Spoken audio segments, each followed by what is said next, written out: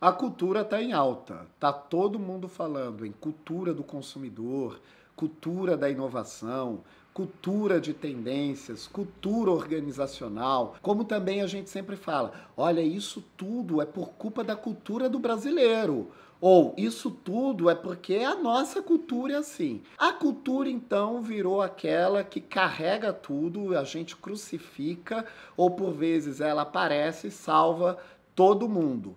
Mas o que de fato é cultura e o que ela tem a ver com a nossa forma de trabalhar? É sobre isso que eu vou conversar e eu sou Fábio Mariano, sociólogo e antropólogo, especializado em comportamento e consumo e um amante de tendências e das curiosidades do nosso comportamento. O que será que nos faz do jeito que nós somos?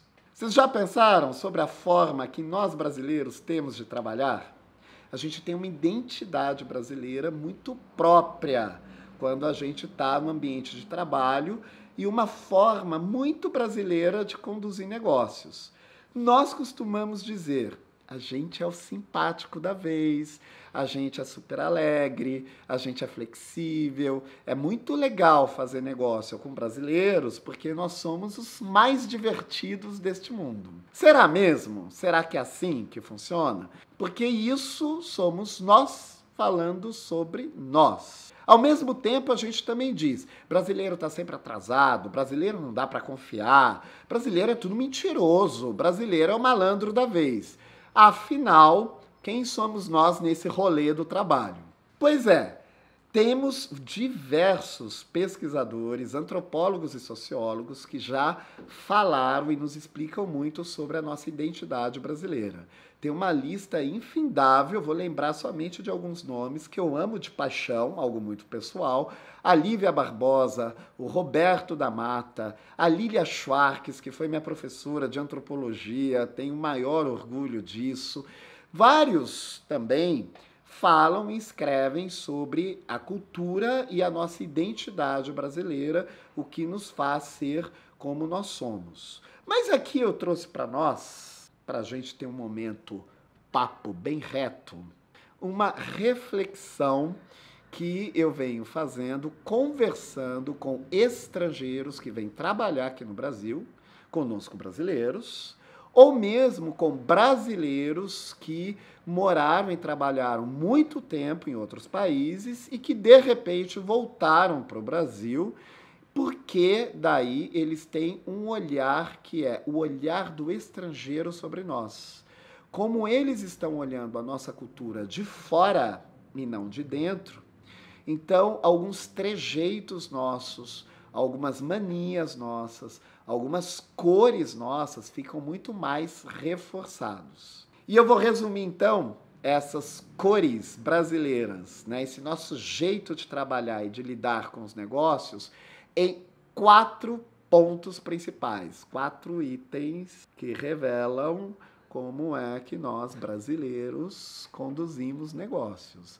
Desde vender uma frutinha na feira, até mesmo negociar um cardápio no restaurante, como também fazer grandes negócios. 4 características nossas que tem tudo a ver com a nossa cultura. A primeira delas, work hard.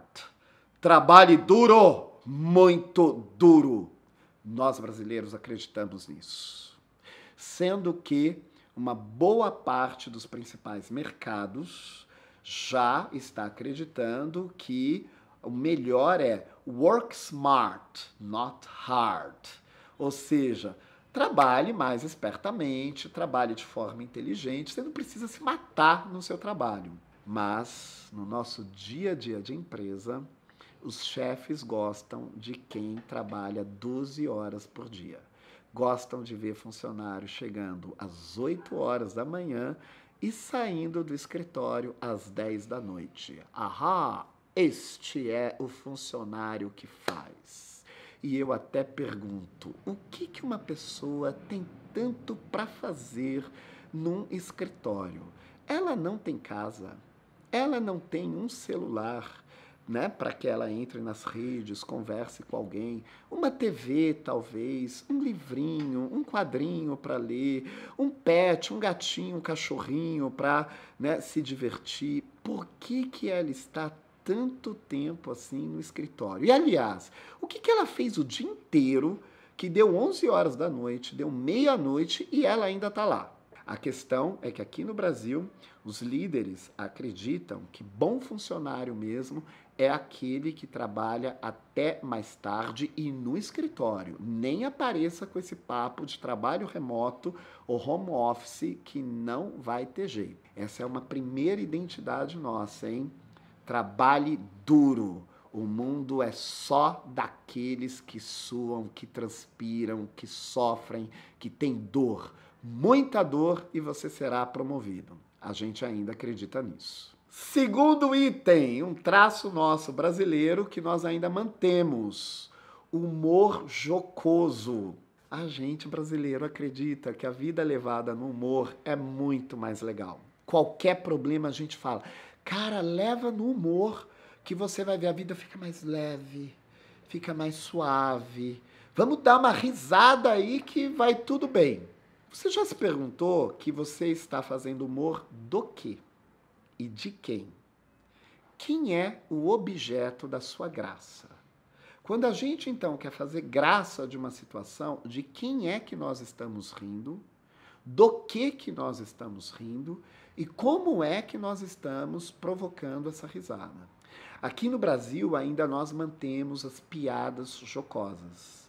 Piada jocosa é toda vez quando nós desqualificamos uma outra pessoa ou uma situação achando que aquilo é engraçado. Então, em reuniões de trabalho, a gente costuma falar, gente, ela tá nervosa porque deve estar de TPM. E todo mundo dá risada. Olha essa daqui, essa influencer, ela não foi legal na live dela, só teve 30 seguidores, mas bastava ela mostrar o peitão. Ah, verdade, que tudo ia ser bom. E todo mundo dá aquela risada gostosa, aquela risada bem-humorada. E se alguém diz, poxa, eu não gostei disso, o que vai acontecer? Miga, era só uma piada. Poxa vida, agora eu não posso mais brincar com você. Pô, o sujeito tem problema. Olha só, agora a gente não pode mais brincar. Que é isso? Agora é só essa seriedade? Pois é, a gente perde grande parte do nosso dia com piadas jocosas, com piadas ofensivas, que nada tem a ver com empatia, nada tem a ver com inclusão, nada tem a ver com produtividade, muito menos tem a ver com o século XXI. Se você é daqueles que você acredita que você pode levar tudo no humor, tudo na graça e que assim a vida fica leve, né? Eu te convido então para você adentrar o século XXI e conhecer um pouquinho do século XXI. Porque você, com essa crença, você ficou lá no século passado. Isso tem a ver com uma narrativa dominante. Tem um vídeo sobre isso, não deixem de ver aqui no nosso canal, um vídeo sobre as 3 narrativas. Narrativas residuais, dominantes e emergentes. O que é importante que você saiba é que você está lá no residual e também numa narrativa dominante, achando que, rindo da cara das pessoas, você vai chegar em algum lugar. Nossa terceira característica que compõe aí o nosso jeitinho brasileiro de trabalhar: baixíssima produtividade. Pois é, a gente toma muito cafezinho durante o dia, a gente se reúne muito durante o dia e as nossas reuniões são longuíssimas. A gente raramente consegue fazer uma reunião em 15 minutos. A gente adora as reuniões de 1h30, 3 horas, e eu mesmo já participei de reuniões que durou a manhã inteira ou a tarde inteira. Primeiro, isso representa um desgaste do nosso sistema cognitivo. No nosso cérebro não aguenta ficar tanto tempo reunido. Em segundo, se a gente observar com bastante rigor, a gente vai verificar que a gente nunca começa uma reunião com o assunto principal da reunião. Quando a gente chega na reunião, primeiro a gente fala sobre a novela, sobre a vida pessoal de todo mundo, fofoca sobre clientes ou sobre fornecedores, conversa sobre a política, são os mais diversos assuntos. Depois que a gente esgotou toda uma pauta de assuntos aleatórios, a gente resolve, então, tratar sobre o tema principal da reunião. Pois é, né? No mundo que a gente já pode trabalhar remotamente, que a gente troca e-mails, que a gente tem uma agilidade muito grande de comunicação, a gente pode fazer grupos nas redes sociais, seja no WhatsApp, seja em qualquer que seja essa rede, a gente já pode chegar para uma reunião pessoal de uma forma muito mais focada para bater o martelo naquilo que a gente de fato teve a necessidade de se encontrar. A nossa baixa produtividade é incomparável com o mundo todo. Várias estatísticas dizem que nós brasileiros somos, infelizmente, um dos mais improdutivos. Quarta característica do nosso modo de trabalhar: conchavos políticos. Quem nunca, né?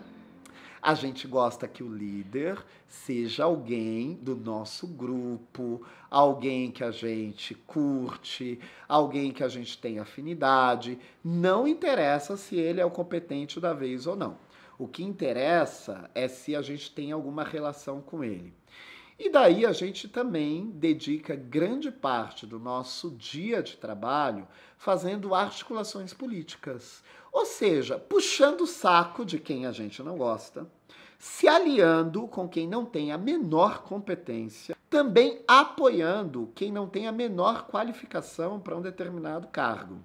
Isso é impressionante, e conversando com vários estrangeiros que vieram trabalhar aqui, ou com brasileiros que passaram anos trabalhando fora e voltaram para o Brasil, todos eles foram unânimes em apresentar essas 4 características e uma das mais chocantes, as articulações e conchavos políticos. Como de fato o Brasil está anos-luz de distância de uma possível meritocracia, porque, em geral, os líderes e os gestores, eles muitas vezes não têm a qualificação exigida, mas eles têm articulação política. Ou eles têm um carisma, ou eles têm uma forma de encantar a equipe, mas a qualificação técnica, de fato, para o cargo ficou a desejar. E a gente mantém essas pessoas no poder. A gente tem que ter claro que nós somos produtores e frutos da nossa cultura. Então não adianta a gente culpar isso como a cultura, essa demônia que apareceu aqui e fez com que a gente trabalhasse assim. Não. Nós mantemos isso, inclusive na esfera política, inclusive dentro do nosso lar, inclusive na nossa família, a gente continua por articulação política, dando poder para quem não está qualificado. São 4 características: work hard, trabalho duro; humor jocoso, ou leve a vida na suavidade, na graça; 3, baixa produtividade; e 4, os conchavos e articulações políticas. Tudo isso tem a ver, sim, com a nossa cultura. Uma das formas que eu, muito didaticamente, e claro, fazendo uma síntese do que vários sociólogos e antropólogos já escreveram sobre cultura, eu costumo dizer o seguinte, que cultura é um conjunto de regras, é um conjunto de orientações. Quando a gente vai no jantar, a gente já tem uma cultura de comer com os talheres, colocar a comida num prato, tem o copo que é da água, tem a taça que é do vinho, tem um dado comportamento que a gente tem na mesa. A gente diz que não é legal a gente escarrar na mesa, nem peidar na mesa, não é legal enquanto a gente está jantando a gente cuspir no prato, que nada disso vai ficar, né, muito elegante. Então, isso é uma regra. Então, existe uma cultura de como a gente senta numa mesa e se comporta durante uma refeição, seja um almoço ou seja um jantar. A cultura, ela é isso. Ela é um conjunto de orientações, muitas vezes invisíveis. Essas orientações não estão escritas em nenhum lugar e a gente vai seguindo, e a partir dessas orientações a gente produz trabalho, produz serviços, produz obras de arte, produz música, produz livro, produz o nosso jeito de ser. E o nosso jeito de ser no trabalho é isso, guiado por essas 4 orientações. Trabalhe duro, faça muito piada, porque com humor o teu dia fica muito mais leve. Converse bastante com seus colegas de trabalho e articule, faça conchavos políticos. Tá na hora de mudar nisso, né? Algo muito bom. Cultura é orgânica. Ela muda e a gente tem o poder de mudar a cultura. Veja só, se cultura é um conjunto de orientações, é um conjunto de regras, a gente pode reescrever essas regras. Você acha que isso é possível? Quais seriam os principais caminhos para a gente reescrever essas regras?